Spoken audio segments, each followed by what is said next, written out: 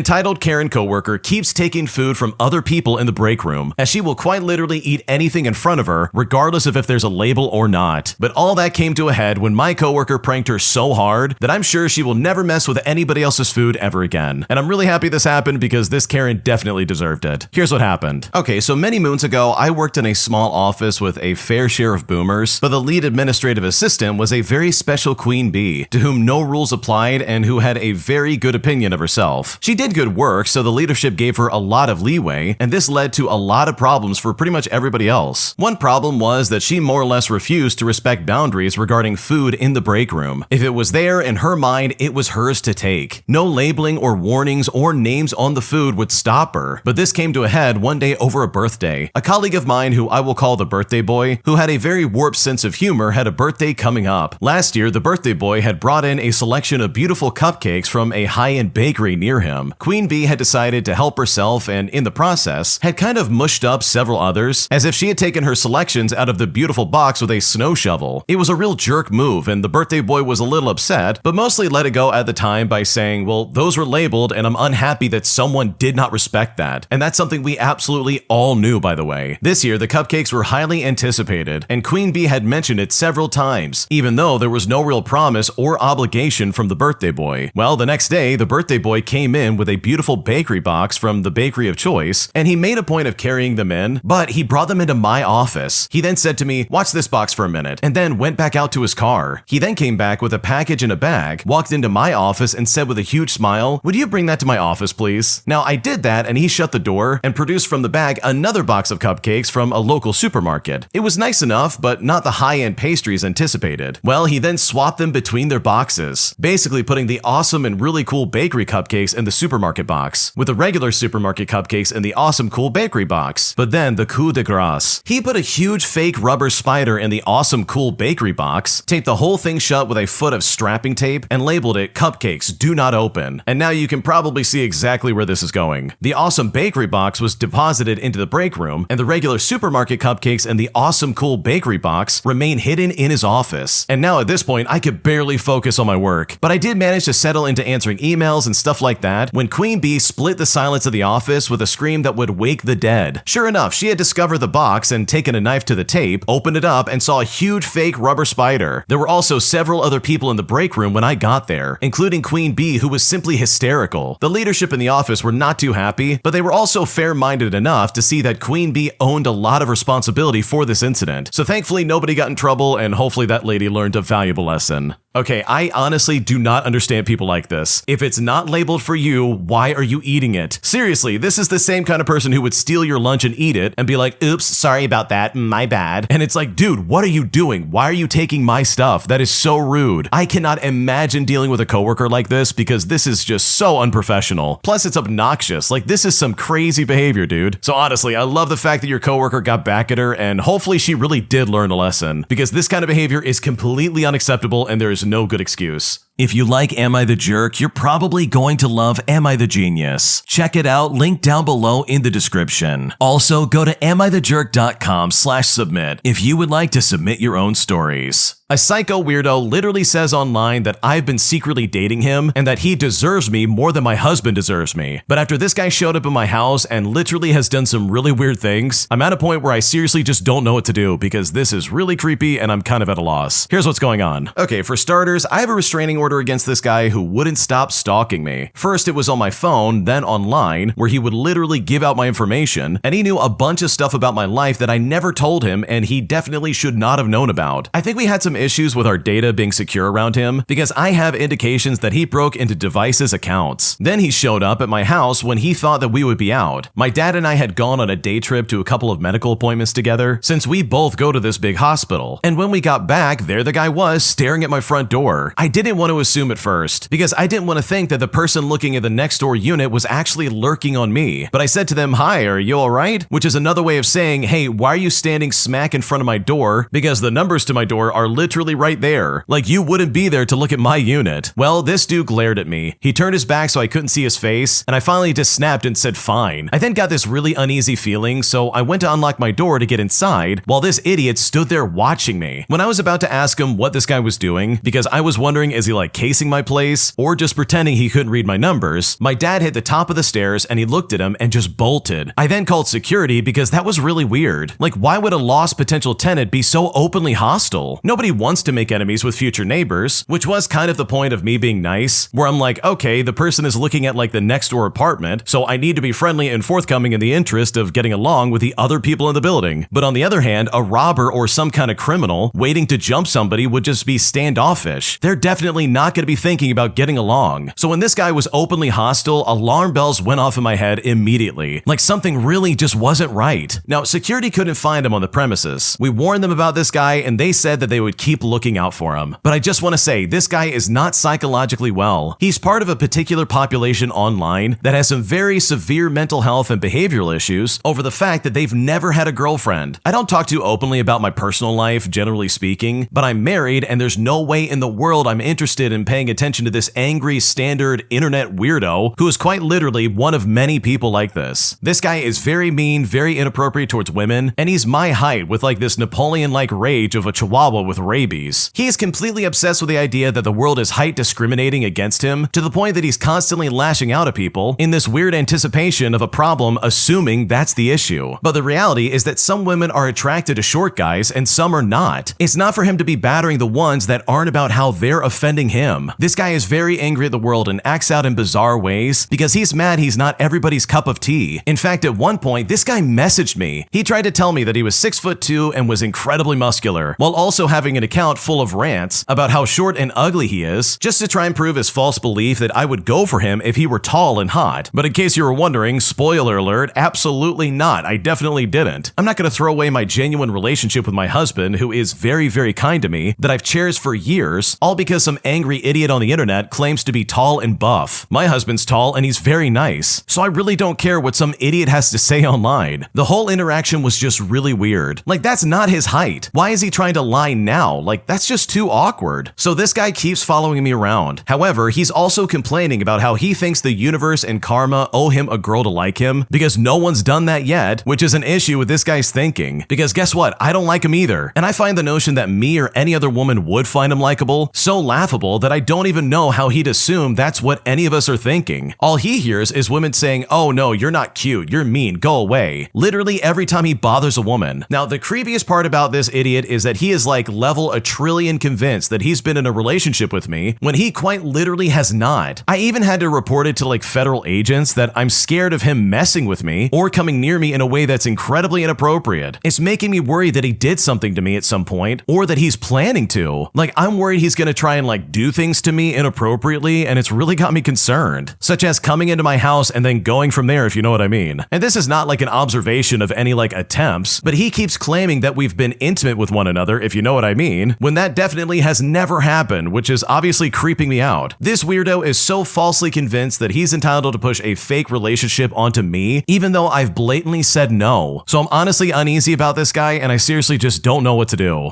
Okay, holy crap, there is so much to unpack here. First and foremost, if I was in your shoes, I would absolutely set up some kind of like alarm system and like a camera system of some kind, while also being very vocal about this and absolutely going to the police as many times as possible. The original poster also says that they're not sure if this guy got into their house or not. And it's like, dude, if they did, holy crap, you need to change your locks. Like, lock that place down, make sure you got camera set up, and even possibly use like legal personal protection equipment, if you know what I mean, just to make sure you're safe. Like, that's really scary. This goes so much farther than what we normally cover on the channel, where it's like, oh yeah, this person's entitled, because this is not entitlement. This guy is a creep and a weirdo. So in my opinion, I think the original poster absolutely has got to be safe. They've got to be really smart about this and take this seriously, because anyone acting like this, in my opinion, has no chance of being rational or having any kind of conversation. Like, any rationality goes out the window, and you absolutely have to be careful. My entitled job literally gaslit me and treated me like garbage for years. But thankfully, I left that place and found a better job, and also had the chance of getting some very petty revenge against them, because that place absolutely deserves it. Here's what happened. Years ago, I worked for a small nonprofit with a great mission. It helped a lot of people, but the office environment was so toxic. I worked there for 6 months and I was gaslit like crazy. There were lots of small, petty day-to-day things, but the most important thing that happened towards the end of my tenure is that I made a mistake with something public-facing, which I fully owned up to and apologized profusely for. They could have and probably should have fired me with cause for this mistake, but they didn't. I was told that everything was fine, nothing further needed to happen, and to please be conscientious moving forward. Now, I won't lie, I was really surprised, but these guys were so in my head at that point, I had this idea I should just stick it out and prove myself at this job. So I took them at their word. The next day, suddenly my main responsibility was delegated to someone else. So everything's not fine, right? Well, no, I mean, what am I talking about? Of course, everything's normal. I would ask them, hey, am I getting new responsibilities? And they would say to me, no, just stick with what you're doing. But I'm thinking, okay, so you mean like half of what I used to do? Okay, I guess I can do that. The following week, a coworker asked if I was coming to the holiday party, and I said no. I was a contract to hire, and I had been told by my manager, so sorry, the party was full-time and salaried people only. So I thought to myself, whatever. Then 2 days later, the CEO's assistant emailed saying that she never got my RSVP to the holiday party. And it's right here that I realized my manager lied to me. And sure, this was hurtful and rage-inducing, but at that point, I didn't want to go anyways. So I informed them that I was not able to attend. The office closed for the holidays, and immediately after the new year, I went in as normal and was almost immediately called into a meeting. And I'm sure you can guess exactly where this is going. Apparently, due to budgetary concerns, my position had been eliminated and they had to lay me off. But like really, what else could I say except okay? I then collected references from the not crappy people, I packed up my stuff, I went home, and I destroyed the company mug they gave me on my first day with a hammer just so I could get some kind of catharsis. 6 weeks later, I checked the company website while compiling my work history, and as a mild shocker, they had a new employee with a suspiciously similar but legally distinct job title and responsibilities that were identical to mine. By that point, I really just didn't care about that place, and I was knee-deep in unemployment, but I filed that tidbit away as a good reminder of how crappy that place was to me. Fast forward years later, and I was well established in a much better job at a very well-respected company full of excellent people. I liked the organization so much that I volunteered on an internal committee led by my friend who I will call Michael, and we would partner with local organizations and nonprofits to help with community improvement and advocacy. While discussing potential organizations to partner with our annual meeting, Michael mentioned the name of my old nonprofit. He said that there had been some preliminary conversations with the organization about potential opportunities, and that it seemed like a good fit. So after the meeting, I hung back and I asked Michael if we could talk for just a few minutes. Well, it was here that I laid out every bit of two-faced nonsense that happened to me while I was there. And since Michael and I were friends, I did not spare any details. Michael also happened to be very high up in human resources. So needless to say, he had a rather unique perspective on just how crappy the nonprofit was to me. That perhaps it was an indication that they were probably doing things I didn't know about that were even worse than what I realized. Well, after our discussion, Michael reached out to the nonprofit and let them know we wouldn't move forward with a partnership. Then he put the nonprofit on our company's blacklist. They don't know that I was involved or that by not treating me better when I was an employee, they missed out on a huge opportunity. And last I heard, they're near a constant state of circling the drain. Meanwhile, I'm up for a huge promotion. So I guess living well is definitely the best revenge because these people absolutely deserve it.